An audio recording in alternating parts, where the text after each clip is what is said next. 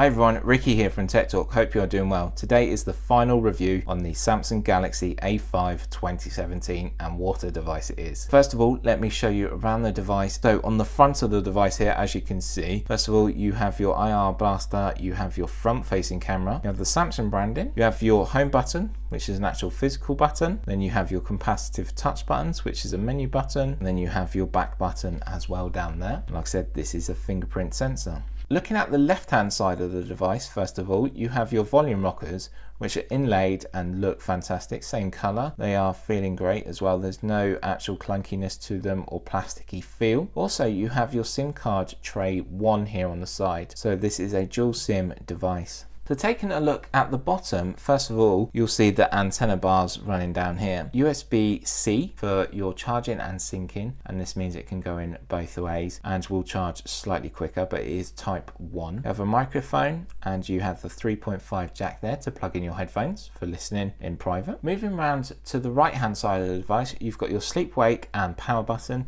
and also you have your speaker grill up here. Moving around to the top, you're going to find another microphone and your SIM card tray 2, which will also hold your SD card. So turning around to the back, you're going to find your 16 megapixel rear facing camera, your LED flash and Samsung branding, which is nicely inlaid to the case. This case is a smooth feeling, but it is grippy. When you do grip this phone, you do not have any issues. The next thing I'd like to have a look at on this great phone is how it looks and how it sounds. So this weekend I went up to Manchester to watch Man United versus Bournemouth. Wasn't too happy with the result, but this was some of the footage I took on this great phone at full 1080p recording, or FHD.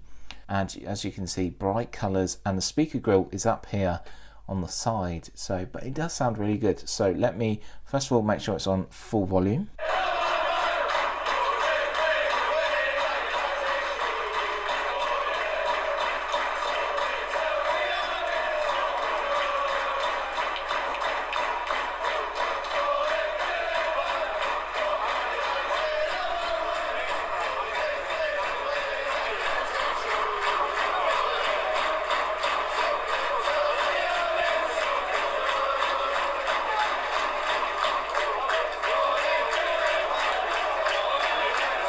There we go, that was my video that I did have here, and as you can see there's some photographs here, and it did take the photographs really well, and the display looks really fantastic. Like I said, the speaker is in an odd place, but the phone still does sound really good, and there's no actual blocking it when you're holding a device like this. Also remember, there is here at the bottom a 3.5 jack, so you can plug in your headphones and get the best sound possible. Moving on to the next part of my test and my final review, I'd like to go through the power and performance on this great device, and the best way I think to show this is with an app called Geekbench 4.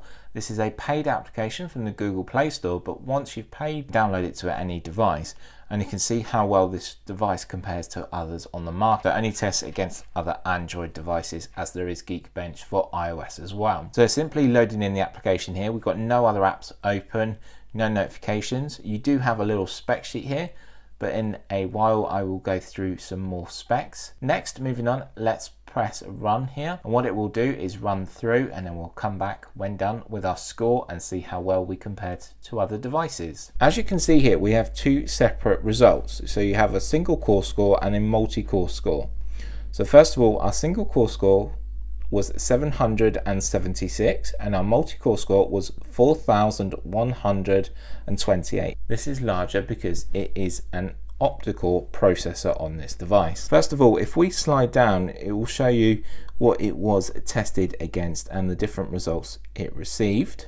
Then if we move into single core score here, so we got that 776, we can see where we came close next to. So sadly at the bottom, we're right at the bottom, which is a shame, but let's move into our multi-core score.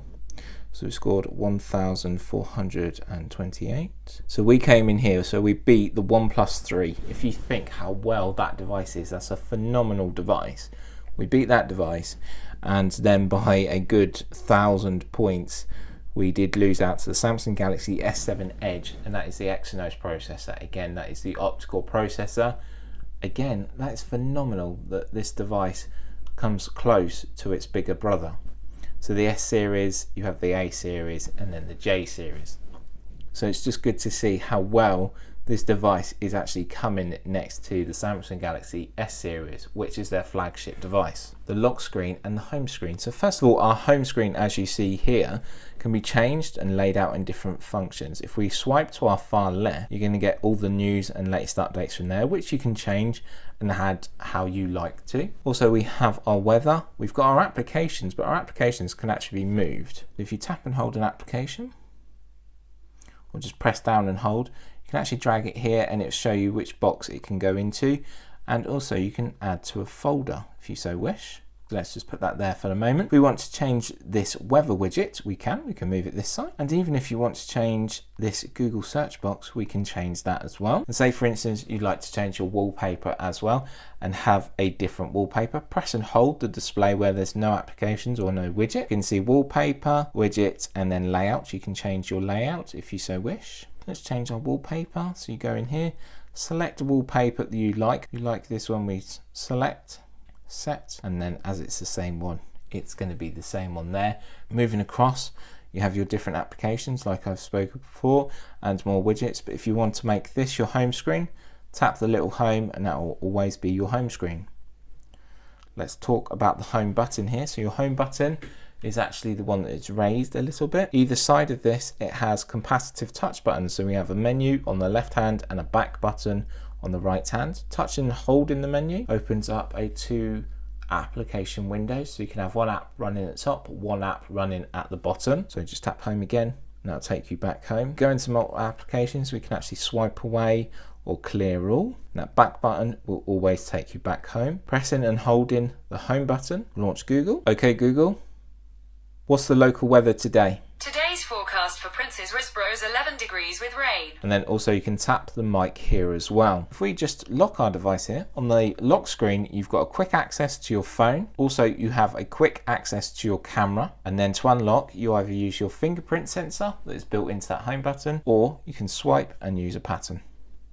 Or there is a PIN or password option there, and you do need one for backup for when you are using the fingerprint sensor. The next thing I want to talk about on the A517 is its specifications, and let me start with, it was released in January 2017, weighs 156 grams, and it is only 7.9 millimeters thick, so it's a nice thin device.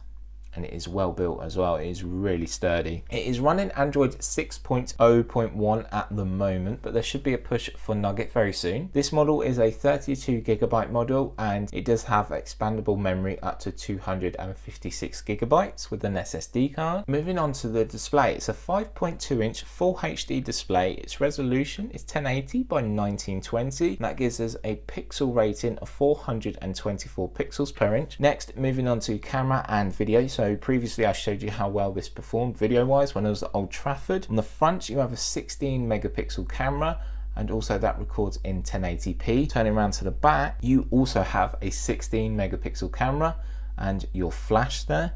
Also that is full HD as well. You have some branding from Samsung, and they're both f1.9 in size. With this device you have 3 gigabytes of RAM, which is a phenomenal amount, and you'll be able to go through your applications, your daily life, and push this phone right to its limit. Also, it's going to last you all day and more. It has a 3000 milliamp hour battery. Also, this device will be well protected as well through your day. Dust and waterproof rating of IP68, and it will last in water up to depths of 1.5 meters for up to 30 minutes. And there's loads of videos on YouTube testing that out, so go and please check them out. Also, on the front of your display, it's going to be well protected as it has Corin Gorilla Glass 4, so your display is going to be well protected. Inside that display, it's using Samsung's Exynos processor, which is the 7880 Octa. Of course, it's an octa-core running at 1.9 gigahertz. That is why we saw so well in the Geekbench results there. Moving on to GPU, it's using a Mali chip, which is the T830MP3. Previously, it has a fingerprint sensor built in. Also, down here at the bottom, it does have USB-C for the quick charging. It is type 1, so it's not as fast as the S7 for charging, but it's nice to have that USB-C in here so you can't actually damage your phone trying to get the charger in there. Comes in multiple different colours, so we have got the gold edition here, and they have different names. So you have the black sky, the gold sand, blue mist, peach cloud. So my final thoughts and my feelings on this device, I can't fault it. When I first got it and saw the speaker was here at the side, I thought, oh, that might be an issue. But no, when you're using a device like this and you're watching something, it's not a problem, because sometimes you do grip it and you're forever having issues there. I can see why Samsung have put it there. The display to watch stuff is fantastic. Battery life will last you all day and more. I am so pleased with the battery life on here. But with 3000 millionth hour battery, can't go wrong. With games like Pokemon Go and other games I've been testing, not a problem, worked absolutely seamlessly fine. Samsung have really stepped up the mark yet again, as they always do. Their devices do seem to be performing so much better. Also, a quick note I'd like to put out there, that March 29th, so a couple of days, couple of weeks away, that Samsung will be releasing their S8 and S8 Plus. We will have all the latest news and updates for you, and of course we will have the unboxing as soon as I get my hands on it. And I cannot wait to see that, because I am thinking of moving again from iPhone to Android and the new Samsung Galaxy S8. If you have this device, let me know what you think. I want your thoughts, your comments, your feedback, what you thought of it. I had some issues with the SIM cards, as there is 2 different trays. This is a dual SIM phone, but once I got it started, not an issue. But just bear that in mind, sometimes you have to go into advanced settings, SIM settings, which I have showed you in my basics video. But if there is any comments or feedback, please leave them down below. I'd be more than happy to help. Thanks always for watching. Remember to leave a thumbs up, as it does help. If you're new to the channel, make sure you hit that subscribe button for all our latest videos, and I will see you in my next one. Bye for now.